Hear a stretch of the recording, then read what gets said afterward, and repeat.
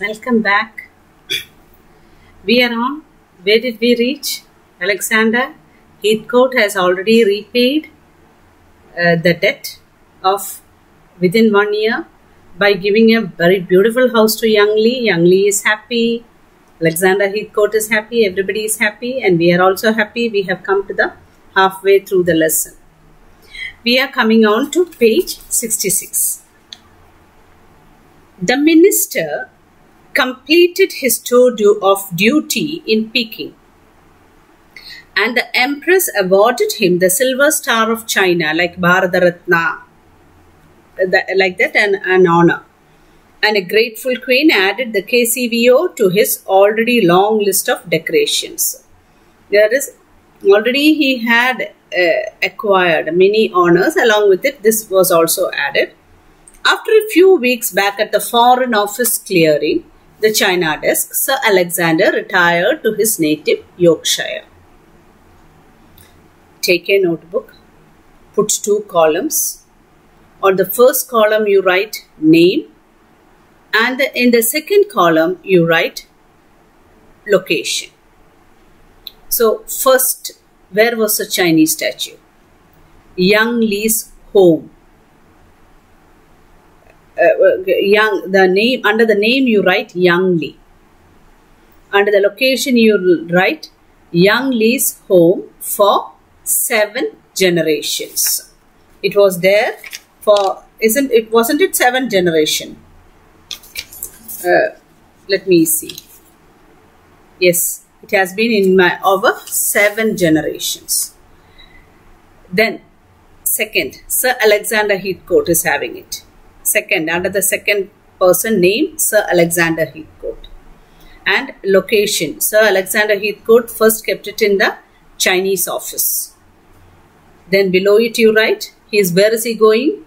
Yorkshire. So Yorkshire where? Sir Alexander spent his final years in the home of his late father with his wife and the little Ming Emperor. The statue occupied the center of mantelpiece in the drawing room of Yorkshire. Right there. That is the location.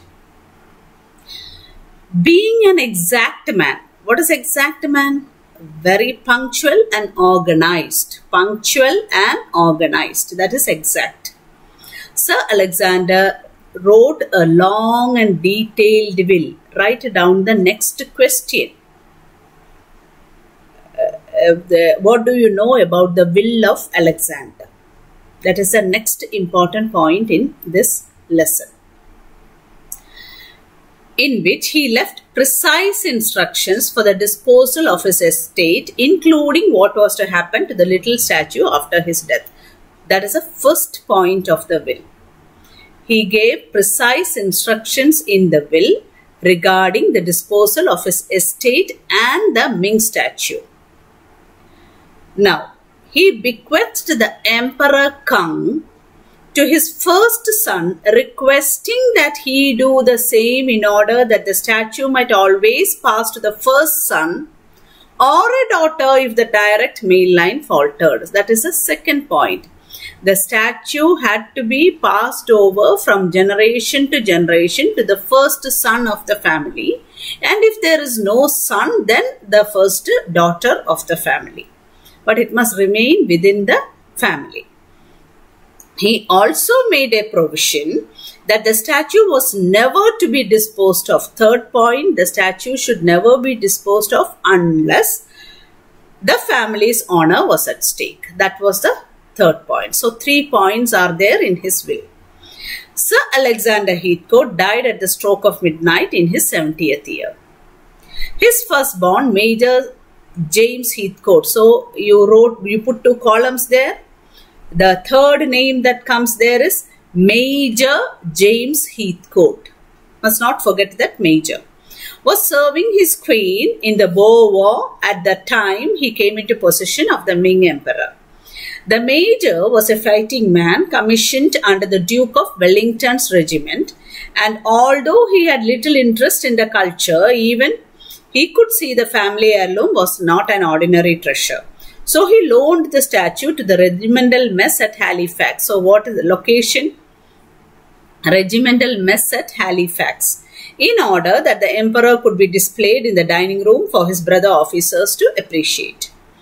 When James Heathcote became colonel of the Dukes, the emperor stood proudly on the table alongside the trophies won at Waterloo and Sebastopol and the Crimea and Madrid. All these are places where he fought. And there the Ming statue remained until the colonel's retirement to his father's house in Yorkshire. So next, where is it going to? It is going to Yorkshire, the center of the mantelpiece in the drawing room of Yorkshire. Again to the drawing room mantelpiece.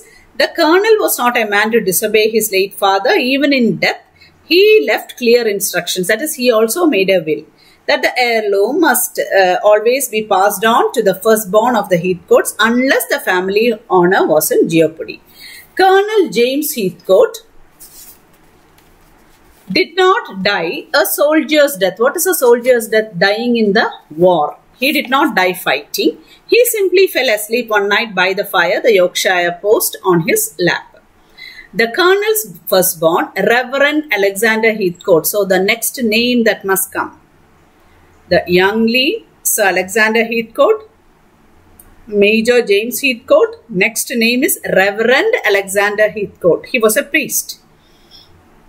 Was at that time presiding over a small flock in the parish. Parish means like we have like Jama'at, a locality under one religious head of Much Hadam in Hertfordshire. So Reverend Heathcote is having it, and it is in the vicarage, mantelpiece of the vicarage of Much Hadam in Hertfordshire. You can underline that parish of Much Hadam in Hertfordshire. He placed a little Ming emperor on the mantelpiece of the vicarage. Mantelpiece of the vicarage, underline. Few members of the Mothers' Union appreciated the masterpiece, but one or two old ladies were heard to remark on its delicate carving. Only very few people appreciated it. They did not get much appreciation there. And it was not until the Reverend became the Right Reverend. Right Reverend means he became the bishop. And the little statue found its way into the bishop's palace, and the emperor attracted the admiration he deserved. So, the location. After the vicarage, it goes to the bishop's palace. Many of those who visited the palace and heard the story of how the bishop's grandfather had acquired the Ming statue, that is giving back, getting it, all the Chinese traditions, all those things, were fascinated to learn of the disparity between the magnificent statue and its base. It was entirely different. The work was entirely different. It always made a good after-dinner story. God takes even his ambassador. Who is God's ambassador? The Reverend. The Reverend Alexander Heathcote was the ambassador of God. But he did not do so before allowing Bishop Heathcote to complete a will, leaving the statue to his son with his grandfather's exact instructions carefully repeated. So, Bishop also made a will and died. The bishop's son, Captain James Heathcote, so who is the next owner of the Chinese statue? Captain James Heathcote was serving officer in his grandfather's regiment. So, the Ming statue returned to the mess table in Halifax. So, again, location is where? Mess table in Halifax. During the emperor's absence, the regimental trophies had been augmented by those struck of Ypres, the Marne, the Verdun. All these are places where battles or wars are taking place. The regiment was once again at war with Germany, and the young Captain James Heathcote was killed on the beaches of Dunkirk and died in a state. That is, without making a will, he died. Thereafter, English law, the known wishes of his great-grandfather, and common sense prevailed, and the little emperor came into the possession of the captain's 2-year-old son, Alex Heathcote. So, that is the last owner, 2-year-old Alex Heathcote. You write name, 2-year-old Alex Heathcote. Was, alas, not of the mettle of his dirty ancestors. He was a very selfish person, because he got everything at the age of 2. Grew up feeling no desire to serve anyone other than himself, like Bassanio he was. When Captain James had been so tragically killed, not like Bassanio. Bassanio was not heartless. This fellow was heartless also, ruthless.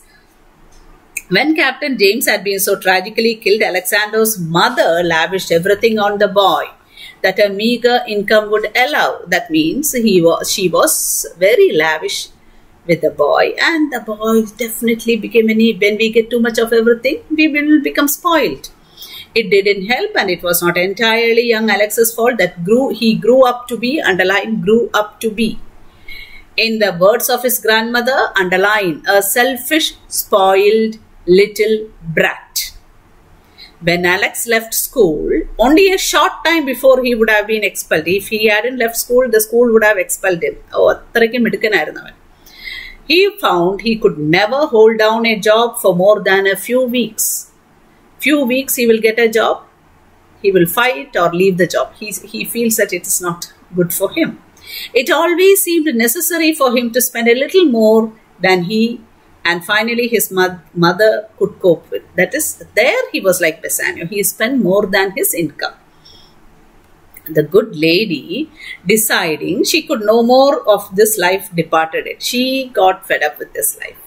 Departed it, she died. To join all the other Heathcotes, not in Yorkshire, but in heaven. So she died and she went. Then comes our next part.